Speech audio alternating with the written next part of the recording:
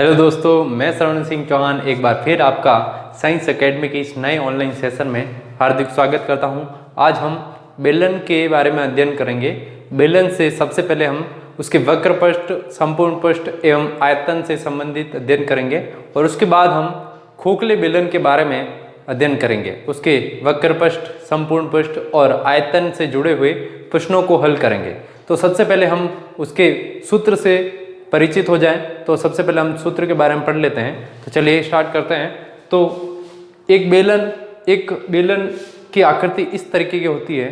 सामान्य उदाहरण के रूप में ड्रम, पाइप, घर में यूज होने वाला नल का पाइप इसी बेलन के आकार का होता है।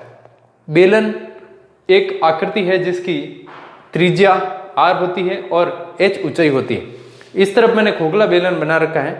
खोखला बेलन के बारे में हम बाद में अध्ययन करेंगे। सबसे पहले हम सामान्य बेलन के बारे में चर्चा कर लेते हैं। तो बेलन ऐसी ही आकृति होती है जिसके चारों ओर एक वक्र पृष्ठ होता है। उसका चारों ओर का जो पार्श्वीय हिस्सा होता है अर्थात कर्व्ड सरफेस वो इस तरीके से होती है। इसके अलावा उसके जो तल होते हैं, एक आधार और उसका दूसरा, इसको हम ऊपरी आधार कह सकते हैं। तो ये दोनों आधार वृत्त के आकार के होते हैं और ये जो बेलन होता है ये h ऊंचाई लिए हुए होता है। अब हम जब इनके फॉर्मूले के बारे में बात करें तो बेलन के आधार का क्षेत्रफल, बेलन का आधार, जब बेलन के आधार के बारे में हम अध्ययन करेंगे तो बेलन का आधार किस आकार का होता है? वृत्त के आकार का होता है। इसलिए इसका सूत्र क्या बनता है? पाई आर स्क्वायर, क्योंकि वृत्त के क्षेत्रफल का सूत्र क्या होता है? Pi R square. इसलिए बेलन के आधार का क्षेत्रफल भी क्या बना? पाई आर स्क्वायर। अब दूसरे फॉर्मूले के बारे में बात करें तो बेलन का वक्र पृष्ठीय क्षेत्रफल, जैसे ये मेरे पास पेन है तो इसका वक्र पृष्ठ कौन सा हिस्सा होगा? चारों तरफ का हिस्सा जो वक्र है, कर्व्ड सरफेस है, उसको हम कहेंगे। और इसका जो ऊपरी हिस्सा और नीचे वाला हिस्सा है ये हमेशा किस आकार के होंगे? वृत्ताकार होंगे। तो जब हम इस बेलन के चारों ओर की बात करेंगे अर्थात चारों ओर हमें कलर करना होगा तो हम वक्र पृष्ठ को ज्ञात करेंगे। वक्र पृष्ठ का फॉर्मूला क्या रहेगा? 2 पाई आर एच। 2 पाई आर हम जानते हैं, 2 पाई आर किसका फॉर्मूला होता है? वृत्त की परिधि का। इसलिए जब हम बेलन पे आते हैं तो बेलन h ऊंचाई लिए हुए होता है। इसलिए जब हम 2 पाई आर से h का गुणा करेंगे तो ये बेलन का वक्र पृष्ठीय क्षेत्रफल हो जाएगा 2 पाई आर एच। अब हम अगले फॉर्मूले की बात करें तो बेलन का संपूर्ण पृष्ठीय क्षेत्रफल, जब हम बेलन के वक्र पृष्ठ की बात करेंगे तो हम बेलन के चारों ओर हिस्से की बात करेंगे। जब हम संपूर्ण पृष्ठ की बात करने लगेंगे तब हम क्षेत्रफल चारों ओर का तो ज्ञात करेंगे ही, उसके अलावा जो आधार है, वृत्ताकार आधार होंगे दोनों तरफ के, उन दोनों तरफ के आधारों के भी हमको क्षेत्रफल ज्ञात करने हैं और उनको जोड़ देना है। तो जब हम संपूर्ण पृष्ठीय क्षेत्रफल ज्ञात करेंगे तो इसका फॉर्मूला क्या बनेगा? 2 पाई आर प्लस एच। अब अगले फॉर्मूले की बात करें बेलन का आयतन, तो बेलन का आयतन जब हम बात करते हैं बेलन का आयतन तो क्या होता है? Pi R square H. बेलन का आयतन किस प्रकार ज्ञात किया?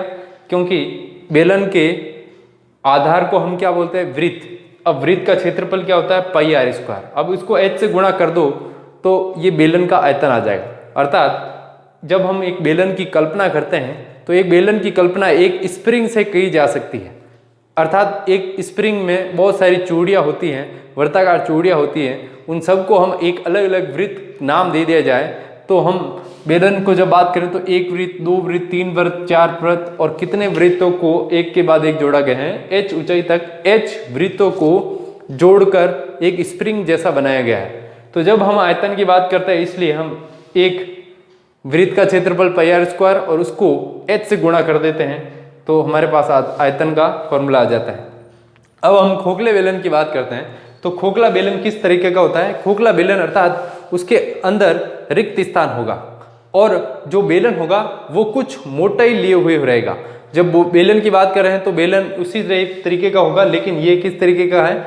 उसके अंदर खोखला भाग है, रिक्त स्थान है, अंदर एम्प्टी है और वो जो बेलन है वो कुछ मोटाई लिए हुए रहेगा।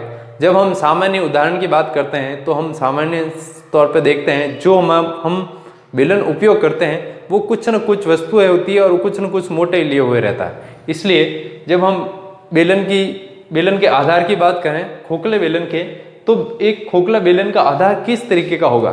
तो इस आधार को मैंने अलग तरीके से अलग हिस्से में बनाया है, उसका डायग्राम अलग बना दिया है। तो जो बेलन का आधार होता है वो सकेंद्री वृत्त जैसा होता है, को सेंटर्ड सर्कल जैसा होता है, अर्थात उसकी दो तरह की त्रिज्या होगी, एक R1 और एक R2। एक R1 कैसे होगी, R1 अर्थात आंतरिक त्रिज्या इंटरनल रेडियस, और R2 क्या होगी, बाहरी त्रिज्या। ठीक है, तो R1 ज्यादा होगा, R1 या R2, R1 ज्यादा होगा या R2 ज्यादा होगा। मैं चाहूँ तो इसको जो बड़ी त्रिज्या है उसको R1 नाम दे सकता हूँ और जो छोटी त्रिज्या है उसको R2 नाम दिया जा सकता है। जैसे ये यहाँ पर मैं शो करूँ तो R1 R2, हम अपने अनुसार इन R1 R2 को मान सकते हैं, लेकिन जब फॉर्मूले की बात करें तो बड़ी त्रिज्या को पहले रखना है और छोटी त्रिज्या को बाद में रखना है। अर्थात हमने R1 बड़ा लिया है और R2 छोटी त्रिज्या माना है। रेडियस को किस तरीके से लेना है वो ध्यान रखें। तो बेलन, जब खोखले बेलन के वक्र पृष्ठ की बात करेंगे तो 2 पाई R1 square minus R2 square into h रहेगा। यहाँ पर केवल परिवर्तन किस में होने वाला है, केवल और केवल त्रिज्याओं में परिवर्तन होगा। बाकी बेलन का वक्र पृष्ठ 2 pi RH same to same 2 pi H as it is है। ओनली R जो त्रिज्या है, रेडियस है, उस त्रिज्या को हमने R1 square minus R2 square लिखा है। अगले फॉर्मूले की बात करते हैं, खोखले बेलन का संपूर्ण पृष्ठीय क्षेत्रफल। खोखले बेलन का संपूर्ण पृष्ठीय क्षेत्रफल, तो यहाँ पर भी देख सकते हैं कि वास्तव में जनरल एक बेलन का वक्र संपूर्ण पृष्ठ क्या होता है, इसका संपूर्ण पृष्ठ होता है 2 पाई R प्लस H। अब परिवर्तन किस में होने वाला है, ओनली रेडियस के अंदर। तो 2 पाई R, यहाँ पर जब R लिखिए तो 2 पाई R1 प्लस R2, तो बाहर R है वो लिख लिया R1 प्लस R2। अब अंदर कोष्ठक के अंदर जाएंगे तो R प्लस H है, इस R को परिवर्तन करेंगे ओनली, तो इसका परिवर्तन क्या हुआ, H plus R1 minus R2। तो देख सकते हैं कि किस तरीके से ये फॉर्मूले एक याद कर लें तो दूसरा भी याद हो जाएगा। अब आखिरी फॉर्मूला है खोखले बेलन का आयतन। खोखले बेलन का आयतन किस तरीके से, बेलन का आयतन क्या होता है, पाई R स्क्वायर H। अब यहाँ पर R स्क्वायर है, इसमें R1 और R2 होने वाला है, तो देखिए R1 square minus R2 square और H और पाई एज इट इज है।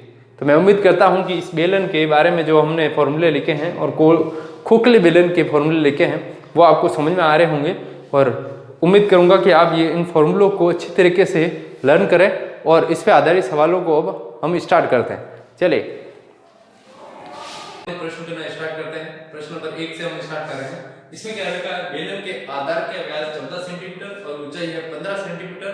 तो दो सवालों का आंसर दीजिए, एक संपूर्ण पृष्ठीय क्षेत्रफल और एक आयतन। प्रश्न को पढ़ते हुए सबसे पहले एक डायग्राम बनाना है और प्रश्न में क्या दे रखा है उसको एक बार लिख लें। व्यास है 14 सेंटीमीटर और त्रिज्या हमने कैसे ज्ञात की, व्यास का आधा होता है त्रिज्या, रेडियस, तो 14 का आधा क्या आता है, 2 का भाग देते हैं 7 सेंटीमीटर। ऊंचाई है 15 सेंटीमीटर। अब पहले प्रश्न का आंसर देंगे हम। पहला प्रश्न पूछा गया है बेलन का संपूर्ण पृष्ठीय क्षेत्रफल, शॉर्टकट में लिखा है, हम इसको कहते हैं TSA, टोटल सरफेस एरिया। इसका एक फॉर्मूला हमारे पास है 2 पाई R प्लस H लिखे या H प्लस R लिखे, दोनों सिमिलर बातें हैं। इसके अंदर हम मान रखेंगे 2, 22 का 22/7, पाई का मान 22/7, R का मान है 7 इंटू त्रिज्या 7 प्लस H का मान 15, 7 प्लस 15, 7 से 7 कैंसिल कर लेंगे, 7 एकम 7, 2 इंटू 22 इंटू 7 और 15 के जोड़े 22, इनका गुणा करेंगे तो उत्तर आएगा 968 सेंटीमीटर स्क्वायर। 22 का स्क्वायर भी ध्यान रखें, अगर मैं ऐसे नहीं करूं ऐसे करूं, 22 का स्क्वायर 22 का गुणा 22 से क्या आएगा 484, 22 का स्क्वायर होता है 484, गुणा करेंगे 968 सेंटीमीटर स्क्वायर। तो पहले प्रश्न का आंसर आएगा 968 सेंटीमीटर स्क्वायर। दूसरे प्रश्न का जवाब देते हैं, बेलन का आयतन। तो बेलन का आयतन का फॉर्मूला क्या होता है, बेलन का आयतन पाई R स्क्वायर H। मान रखेंगे पाई का मान क्या लिख रखा है 22/7, हमको याद रखना है। R का मान 7 है तो 7 का स्क्वायर इंटू H का मान है 15। इसको सॉल्व करेंगे, 7 का स्क्वायर सबसे पहले सॉल्व करिए। 7 का स्क्वायर अर्थात 7 इंटू 7 करके लिखिए या 49 लिख सकते हैं। 7 का स्क्वायर मतलब 7 इंटू 7 49, 7 से 7 कैंसिल किया, बाकी बचे को लिखूंगा 22 इंटू 7 इंटू 15, इनका गुणा करेंगे तो हमारे पास उत्तर आएगा 2310 सेंटीमीटर क्यूब। तो इस तरीके से इस प्रश्न का जवाब आ रहा है आयतन 2310 सेंटीमीटर क्यूब। प्रश्न नंबर 2 की ओर बढ़ते हैं। तो प्रश्न नंबर 2 में कह रखा है कि बेलन की त्रिज्या 3 सेंटीमीटर, ऊंचाई है 7 सेंटीमीटर। तो बेलन का वक्र, संपूर्ण पृष्ठ और आयतन, अर्थात हमें तीनों ही प्रश्नों के जवाब देने हैं। प्रश्न को पढ़ते हुए सबसे पहले डायग्राम बना दिया हमने। त्रिज्या 3, ऊंचाई 7। अब देख क्या रखा है, त्रिज्या गिवन क्या है, 3 सेंटीमीटर त्रिज्या है और ऊंचाई है 7 सेंटीमीटर। पहले प्रश्न का जवाब देंगे बेलन का वक्र पृष्ठीय क्षेत्रफल। वक्र पृष्ठ का सूत्र क्या होता है, 2 पाई आर एच। 2 पाई आर एच मान रखेंगे तो 2 × 22/7 × r का मान 3 और ऊंचाई है 7। 7 से 7 को कैंसिल करें तो बचेगा हमारे पास 2, 22 × 3। बाकी वो गुणा करें तो उत्तर क्या आएगा, 132 सेंटीमीटर स्क्वायर। तो पहले सवाल का जवाब होगा 132 सेंटीमीटर स्क्वायर। दूसरे सवाल की ओर बढ़ेंगे। दूसरा है बेलन का संपूर्ण पृष्ठीय क्षेत्रफल। तो इसका सूत्र क्या होता है, 2 पाई r प्लस h। इसके अंदर मान रखेंगे तो 2 पाई का मान same to same 22/7। r 3 centimetre है इनटू r प्लस h कोष्टक में जाएंगे तो 3 + 7 अर्थात 10 सेंटीमीटर। तो 2 × 22 × 3 + 7 होता है 10 और बटा में क्या है 7। ऊपर वालों सबको गुणा करें तो हमारे पास उत्तर आएगा 1320/7 सेंटीमीटर स्क्वायर। तो इस तरीके से दूसरे सवाल का जवाब हुआ हमारे पास संपूर्ण पृष्ठीय क्षेत्रफल 1320/7 सेंटीमीटर स्क्वायर। आप चाहे तो 7 का भाग दे सकते हैं, मैं इजी रख रहा हूं। तीसरे सवाल के आंसर पे जाएंगे, अर्थात तीसरा पूछा गया है बेलन का आयतन। बेलन का आयतन क्या है, सबसे सिंपल फॉर्मूला, बेलन का आयतन है पाई आर स्क्वायर एच। तो बेलन का आयतन पाई आर स्क्वायर एच मान रखेंगे। पाई का मान 22/7, त्रिज्या आर का मान क्या है 3, तो 3 का स्क्वायर इनटू एच का मान क्या है, एच का मान है 7। अब हम इसको हल करेंगे तो 22/7, 7 से 7 कैंसिल कर दीजिए आप, डायरेक्ट 7 से 7 कैंसिल किया इनटू 3 का स्क्वायर होता है 9।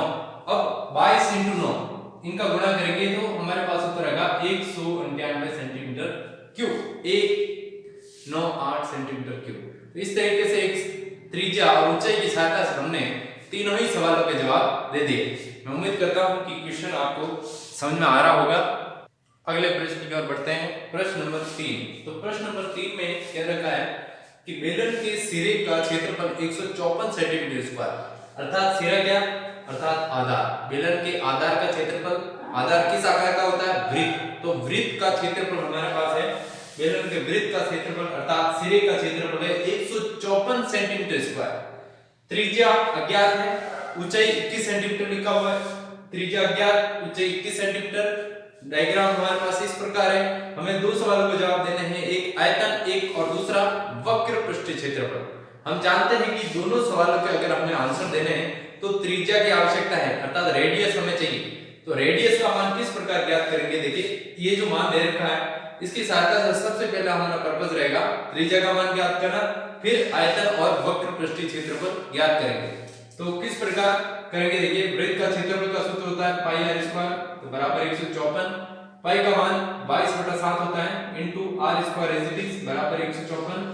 आर स्क्वायर को यही रखूंगा, गुणे और भाग को बराबर के उस साइड ट्रांसफर करेंगे। तो गुणे में जो है वो भाग में और जो भाग में है वो गुणे में, अर्थात 7 भाग में है गुणे में, 22 गुणा में है तो भाग में जाएगा। अब कैंसिल करेंगे, 22 का भाग देंगे 154 में, 22 का पहाड़ा बोलेंगे 7 बार 154 आ जाता है। तो 22 का 154 में भाग देंगे 7 बार जाएगा और ये 7 एज इट इज 7। अब r बराबर क्या होगा, 7 × 7 49।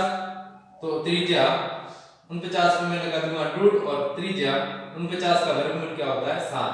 तो इस तरीके से हमारे पास इस बेलन की त्रिज्या कितनी आ रही है, 7 सेंटीमीटर। अब हम दोनों सवालों के जवाब देने जाएंगे। तो चित्र के अनुसार हमारे पास त्रिज्या आ चुकी है, डायग्राम में लिख लेते हैं 7 सेंटीमीटर। अब पहले सवाल का जवाब अर्थात बेलन का आयतन। तो बेलन का आयतन ज्ञात करते हैं। इसका सबसे आसान वाला formula pi R square H. Pi R square में मान रखेंगे, पाई का मान 22/7, आर का मान हमने ज्ञात कर लिया है, आर स्क्वायर मतलब 7 स्क्वायर इनटू एच का मान है 21। 22/7, 7 का स्क्वायर मतलब 7 × 7 × 21, 7 से 7 को कैंसिल करिए, एक साथ से एक साथ कैंसिल कर दे तो बाकी बच्चों के लिए 22 × 7 × 21। इनको हम गुणा करेंगे तो इनका गुणा कितना होता है 3234 सेंटीमीटर क्यूब। तो पहले सवाल का जवाब आ रहा है 3234 सेंटीमीटर क्यूब। अब दूसरे सवाल पे जाएंगे। दूसरा सवाल अर्थात बेलन का वक्र पृष्ठीय क्षेत्रफल अर्थात कर्व्ड सरफेस एरिया CSA, इसका सूत्र क्या होता है? इसका सूत्र मैं लिख रहा हूं 2πr/h।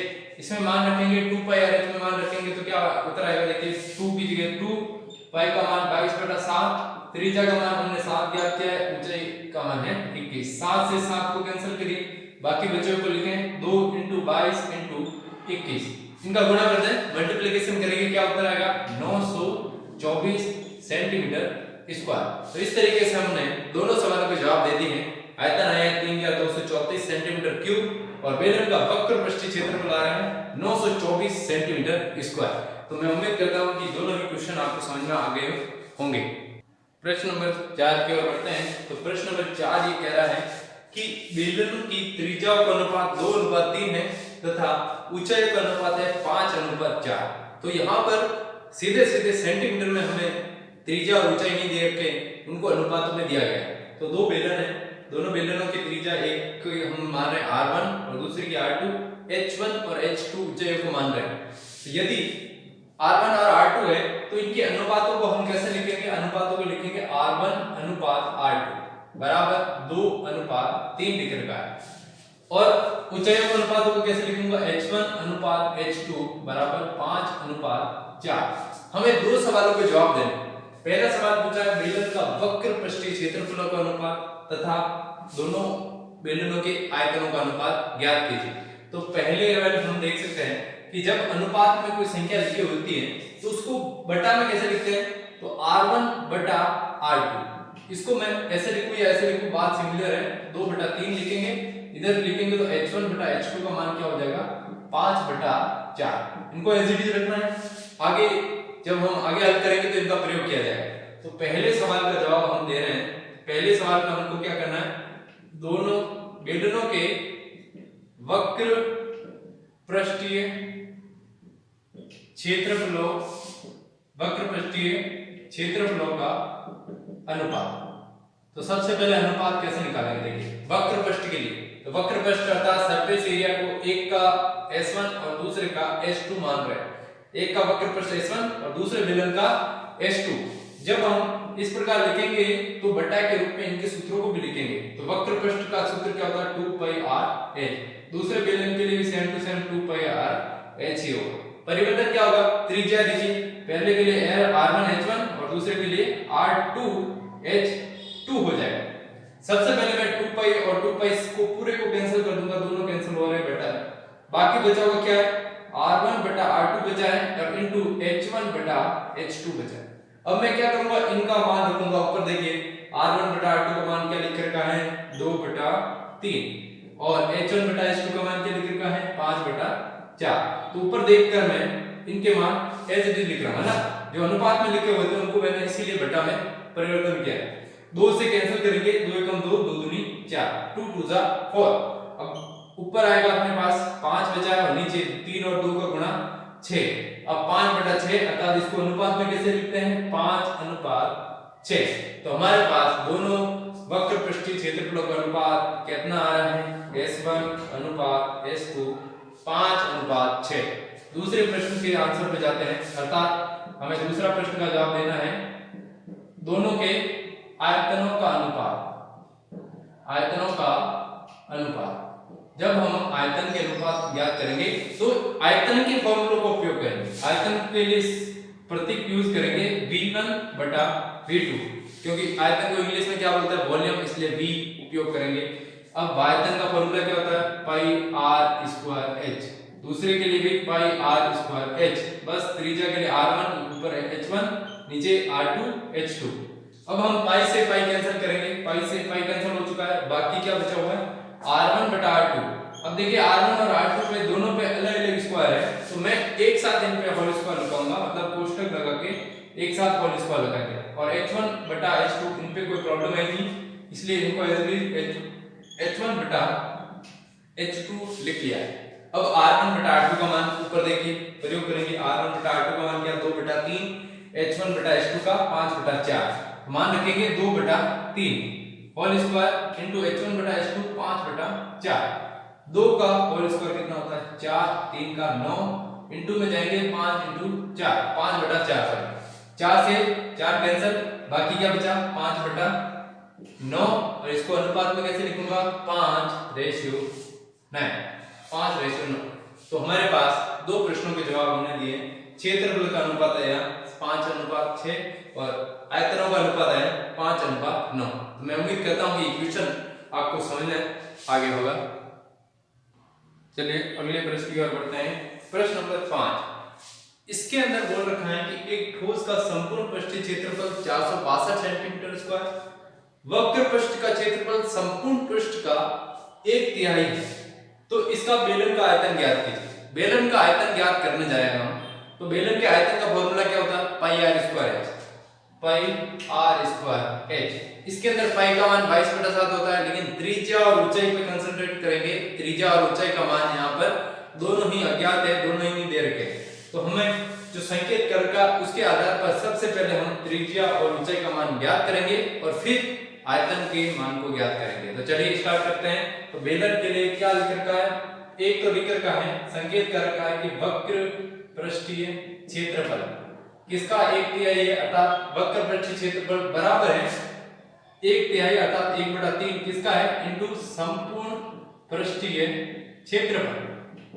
अब हम यहाँ पर वक्र पृष्ठ का क्षेत्रफल का सूत्र लिखेंगे। वक्र पृष्ठ का क्या होता है 2πrh। वक्र पृष्ठ किसका, हम बेलन के लिए बात कर रहे हैं तो बेलन का वक्र पृष्ठ क्या होता है 2πrh बराबर 1/3। और यहाँ पर संपूर्ण पृष्ठ का सूत्र यूज नहीं करेंगे क्योंकि संपूर्ण पृष्ठ क्षेत्रफल दे रखा है 462 सेंटीमीटर स्क्वायर।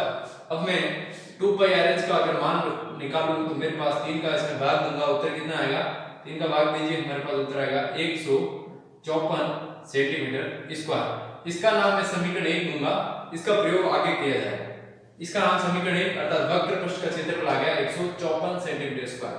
अब प्रश्नानुसार पुनः चलते हैं कि हमारे पास 154 कैसे प्राप्त किया, इस कैसे प्राप्त किया कि हमारे पास क्या दे रखा है बेलन का संपूर्ण पृष्ठीय क्षेत्रफल ये दे रखा है 462 सेंटीमीटर स्क्वायर, इसीलिए हमने इसका प्रयोग किया।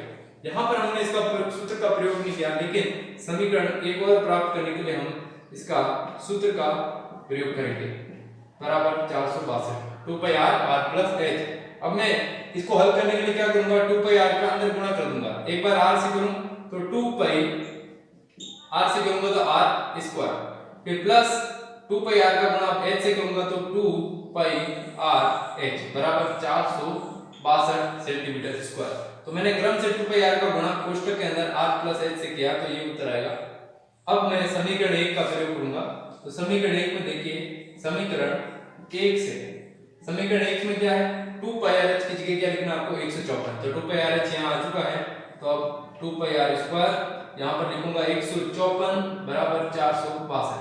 अब 154 को पक्षांतरण करिए तो प्लस में पक्षांतरण करेंगे तो 462 माइनस 154 माइनस करिए तो 2πr स्क्वायर बराबर कितना आएगा 308 सेंटीमीटर स्क्वायर। तो मेरे पास 2πr स्क्वायर का फिलहाल मान कितना आ रहा है 308 सेंटीमीटर स्क्वायर। अपन चाहे यहाँ पर पाई का मान इधर लेफ्ट हैंड साइड में देख सकते हैं 2πr स्क्वायर, यहाँ पर इस जो पाई का मान है वो रखेंगे और त्रिज्या का मान ज्ञात करेंगे। तो हमारे पास है 2 पाई का मान 22/7 r स्क्वायर इज इक्वल बराबर है 308। पक्षांतरण करेंगे जो बटा में है उसको ले जाइए गुणे में अर्थात 308 इनटू में जाएगा 7 और 2 और 22 बन जाएगा 2 × 22 आएगा भाग। अब कंटिन्यू कट करेंगे, एक बार 2 का भाग 2 और 22 का गुणा कर दें 44 और 44 का भाग दे देंगे। 2 और 22 का गुणा किया 44 का भाग देंगे 308 में तो कितनी बार जाएगा भाग 7 बार जाएगा और ये 7 एज इट इज लिख लिया। 44 का भाग देंगे 308 में कितनी बार जाएगा 7 बार, 7 लिखा और ये 7 एज इट इज 7 और 7 का गुणा करेंगे तो आएगा 49। तो त्रिज्या r बराबर क्या आ गया मेरे पास √49, तो त्रिज्या r का मान कितना आएगा 7 सेंटीमीटर। क्योंकि हमारे पास त्रिज्या और ऊंचाई का मान ज्ञात करने का उद्देश्य था, तो त्रिज्या का मान हमें ज्ञात हो चुका है। अब हम पुनः समीकरण 1 का प्रयोग करते हैं। पुनः समीकरण 1 से प्रयोग करते हुए हम किसका मान निकालने वाले हैं ऊंचाई का। तो ऊंचाई में देखिए क्या लिख रखा है 2πrh, तो 2πrh बराबर 154। अब यहाँ पर हम मान रखेंगे तो 2π 2 की जगह 2, पाई का मान 22/7, ऊंचाई का मान 7 आ चुका है, h का मान h ही लिखेंगे बराबर 154। अब h को एज इट इज रखें और बाकी को पक्षांतर करें, या फिर 7 से 7 यहीं पर कैंसिल कर सकते हैं। 7 से 7 कैंसिल हो चुका है, बाकी को ट्रांसफर करें तो 154 बटा में 2 × 22। अब यहाँ पर ओनली मैं 22 का भाग दूंगा, 22 का भाग 154 में दीजिए तो कितनी बार जाएगा 7 बार, तो और बटा में 2 एज इट इज रह जाएगा। 22 का भाग 154 में 7 बार और बटा में 2 एज इट इज। तो ऊंचाई h का मान कितना आ गया 7/2 सेंटीमीटर। चित्र में प्रयोग पूर्ति करें तो त्रिज्या 7 सेंटीमीटर और ऊंचाई h की जगह 7/2 सेंटीमीटर। तो इस तरीके से हमने वक्र पृष्ठ और संपूर्ण पृष्ठ के उपयोग की सहायता से त्रिज्या और ऊंचाई का मान हमने यहाँ ज्ञात किया है। उम्मीद है त्रिज्या और ऊंचाई का मान आपको समझ में आ गया होगा किस प्रकार ज्ञात किया। क्योंकि त्रिज्या और ऊंचाई का मान ज्ञात हो चुका है, तो अब हम आयतन ज्ञात करने की ओर बढ़ते हैं। आयतन का फॉर्मूला πr²h, पाई का मान 22/7, r का मान हमने 7 ज्ञात किया तो 7 का स्क्वायर इनटू h का मान 7/2। 7 से 7 को कैंसिल करिए, 7 से ये 7 कैंसिल, उससे पहले मैं 7 का स्क्वायर लिखा देता हूं, तो 7 का स्क्वायर मतलब 7 × 7 बटा इनटू में 7 × 7/2। 7 से इस 7 को कैंसिल किया, इस 2 से 22 को कैंसिल किया 11 बार, 11 × 7 × 7 उनको गुणा करेंगे तो हमारे पास उत्तर आएगा 539 सेंटीमीटर क्यूब। तो ये इस ऐसे प्रश्न है जिसके अंदर हमें त्रिज्या और ऊंचाई का मान दे रखा है, तो हमने वो पहले ज्ञात किया और फिर आयतन के फॉर्मूले में मान रखा, उत्तर आया 539 सेंटीमीटर क्यूब। अगले प्रश्न की ओर बढ़ते हैं, प्रश्न नंबर 6। तो प्रश्न नंबर 6 5 के जैसे ही यहाँ पर भी संकेत कर रखा है, वक्र पृष्ठीय क्षेत्रफल 660 वर्ग सेमी, ऊंचाई 15 सेंटीमीटर दे रखी है और आयतन ज्ञात करना है। यहाँ पर भी हमको त्रिज्या का मान एक अज्ञात संख्या दी है, तो त्रिज्या को r मान रखा है, हमें दे क्या रखा है उसका प्रयोग करेंगे। तो सबसे पहले हमें लिखना है कि बेलन का वक्र पृष्ठीय क्षेत्रफल कितना है 660 सेंटीमीटर स्क्वायर। यहाँ पर हमारे पास ऊंचाई तो दे रखी है, ऊंचाई h बराबर 15 सेमी, लेकिन त्रिज्या r का मान है क्या। सबसे पहले त्रिज्या r का मान ज्ञात करेंगे, फिर बेलन के आयतन की ओर बढ़े। तो वक्र पृष्ठीय क्षेत्रफल अर्थात 2πrh बराबर 660 सेंटीमीटर स्क्वायर मान रखेंगे। 2 पाई का मान 22/7, r का मान हमें ज्ञात करना है और ऊंचाई का h का मान है 15 बराबर 660। अब हम पक्षांतर करेंगे तो r को अपनी जगह पर रखें, 660 इनटू में कौन जाएगा 7, जो बटा में वो ऊपर वाला नीचे, ऊपर वाले नीचे और नीचे वाले ऊपर, 2 22 इनटू 15। इस सब को मैं हल करूंगा तो मेरे पास 2 और 22 का गुणा 44, 44 का गुणा 15 से करूंगा तो 660 आ जाएगा। 660 से 660 कैंसिल हो जाएगा, त्रिज्या का मान फाइनली मेरे पास क्या बच जाएगा 7 सेंटीमीटर। तो चित्र के अनुसार त्रिज्या का मान हमारे पास निकल कर आएगा 7 सेंटीमीटर। अब हम अपने मुख्य प्रश्न की ओर बढ़ते हैं। तो बेलन के आयतन का फॉर्मूला लिखेंगे πr²h। बड़ा सिंपल सा फॉर्मूला है और बहुत सारे सवालों में हमने इसका प्रयोग किया। पाई का मान 22/7, r का मान 7 आ चुका है, ये रहा 7 का स्क्वायर, और ऊंचाई का मान हमने सबसे पहले दे रखा है 15 सेंटीमीटर। 22/7, 7 का स्क्वायर मतलब 7 × 7 × 15। 7 से एक 7 को कैंसिल करिए, बाकी बच्चों को हम गुणा करते हुए कंटिन्यू रखेंगे 22 × 7 × 15। तो इनका गुणा करेंगे 22 × 7 × 15, तो इनका गुणा कितना आ रहा है टोटल लगभग 2310 सेंटीमीटर क्यूब। तो इस तरीके से हमने वक्र पृष्ठ की सहायता से सबसे पहले त्रिज्या का मान ज्ञात किया और उसके बाद आयतन का मान ज्ञात किया। तो मैं उम्मीद करता हूं कि आज के सेशन में जो हमने सवाल लिए हैं वो सब आपके लिए बड़े इजी रहे होंगे और आपको सब समझ में आ रहे होंगे। तो मेरे वीडियो को अधिक से अधिक लाइक करें, शेयर करें, कमेंट करें और मेरे ऑनलाइन चैनल को सब्सक्राइब करना ना भूलें। धन्यवाद। जय हिंद।